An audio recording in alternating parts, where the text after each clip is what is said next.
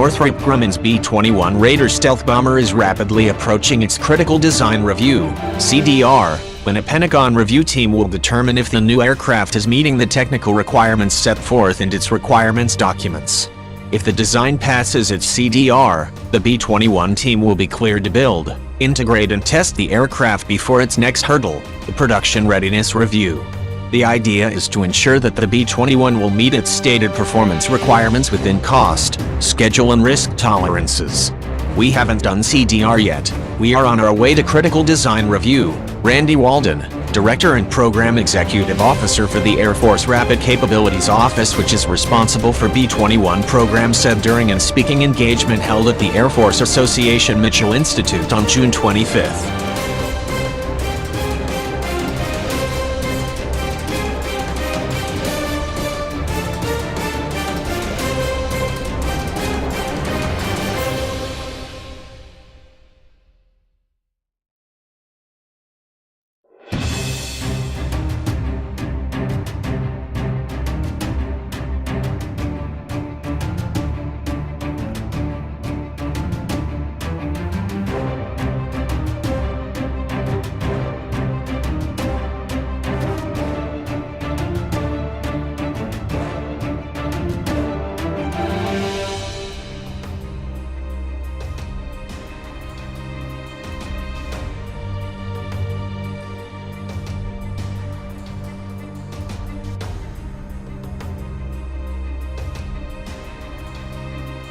I suspect it will be done before the end of the year.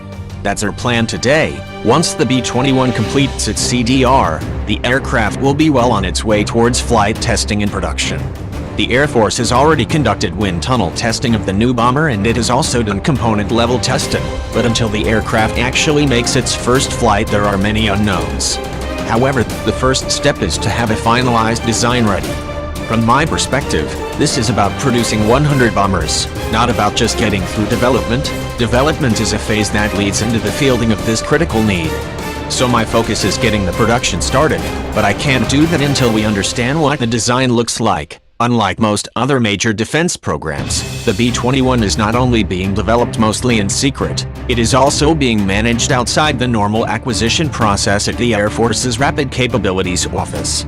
The reason for that is fairly simple. The Air Force hopes that the secrecy will prevent adversaries such as Russia and China from gaining too much insight into the new bomber and its capabilities before it is even fielded.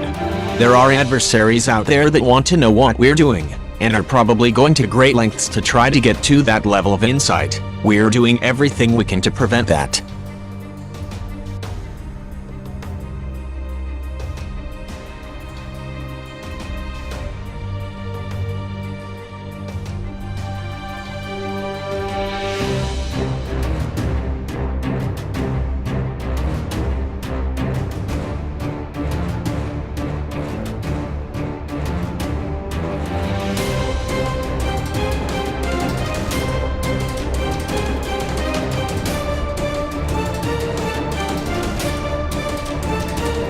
However, while the Air Force is doing everything it can to prevent Moscow and Beijing from gaining intelligence on the B-21 and its capabilities, the service may not have fully considered emerging Russian and Chinese long-range precision-guided strike capabilities when it set the requirement to build only 100 Raiders.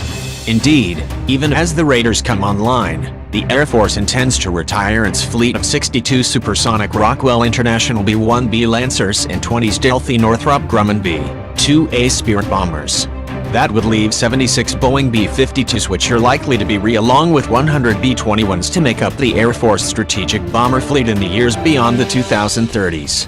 Given that in both the European and the emerging Indo-Pacific theaters, both Russia and China possess long-range precision-guided weapons that could target and knock out airfields and other critical infrastructure in the region, the Air Force might find that short-range tactical aircraft are not going to be able to operate freely in the coming decades.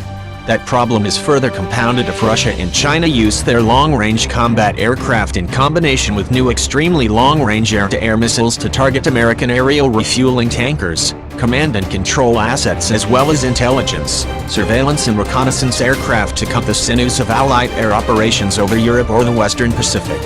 In that case, the Air Force would likely need far more than 100 B-21 Raiders to deliver strikes against the enemy. The Air Force does not necessarily disagree with that assessment. Testifying before the House Armed Services Committee on May 25, 2017, Lieutenant General Arnold W. Bunch, Jr., Military Deputy, Office of the Assistant Secretary of the Air Force for Acquisition, said that 100 B-21 bombers is the floor of the Air Force requirement. It's not just 100 to go do missions, Bunch told the House Armed Services Committee. It's at least 100 to do all the training, to do the depot maintenance. The Air Force flag officers testifying before the Congress also agreed that the service might need as many as 258 B-21 bombers in the nightmare scenario of a war with the Russian Federation.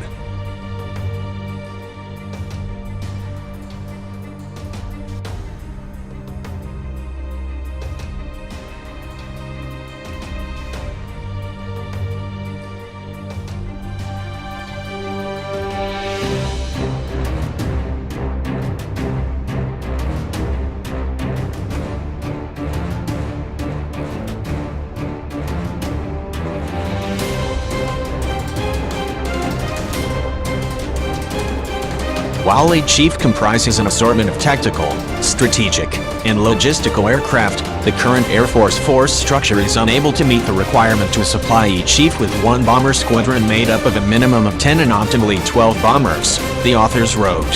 Shuffling aircraft around in order to meet immediate operational needs would be detrimental for both maintenance and aircrew training.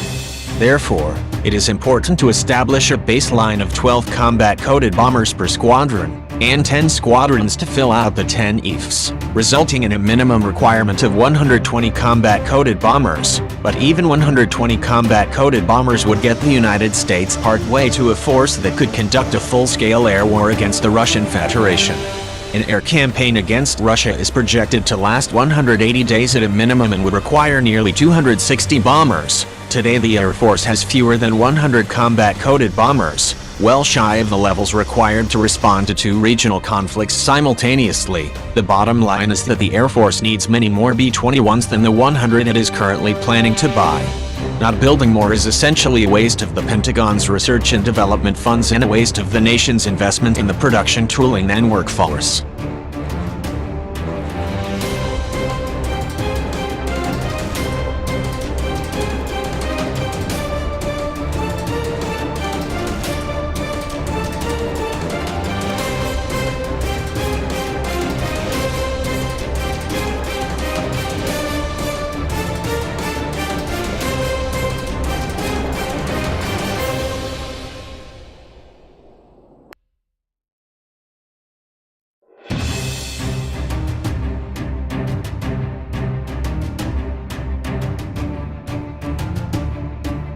In the 2020s, the B-21 will be the only bomber in production.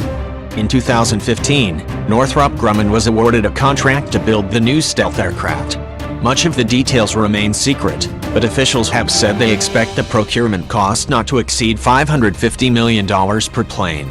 The program is being shepherded by the Air Force Rapid Capabilities Office, and the platform is expected to achieve initial operating capability by the mid-2020s.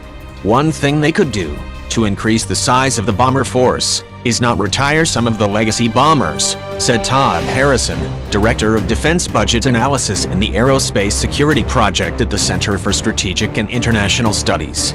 But I think it's no secret that the Air Force has been saying for a while that they want to buy more than 100 of the B-21 bombers, and 100 was the baseline on the program. So I fully expect that when we see the final report, it's going to call for a greater number of bombers in production, he added during a briefing with reporters.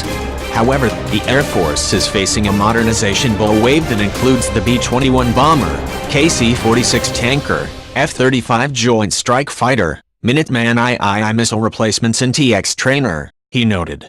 They've got all of these major acquisition programs that are planned, and now they are talking about growing force structure on top of that. That's going to be an incredible increase of funding that will be required in the 2020s, Harrison said.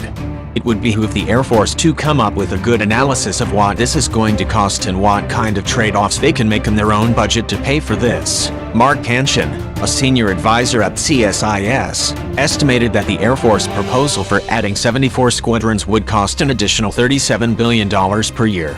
Robert Levinson, a senior defense analyst at Bloomberg Government, said a low-end estimate is about $23 billion in extra funding through 2030. Even if the USAF gets the B-21 jet at the cost it wants, assuming 10 aircraft per squadron, it will need another 50 jets, so that's about $27.5 billion in additional procurement costs, Levinson said in an email. Finding the money for that is going to be tough. It's possible that the Air Force will get additional bombers, he said. But my bet is that there is no way by 2030 the USAF gets everything it wants, so it will have to make choices, he added. Where the B-21 falls in the inevitable rack and stack exercise is anyone's guess.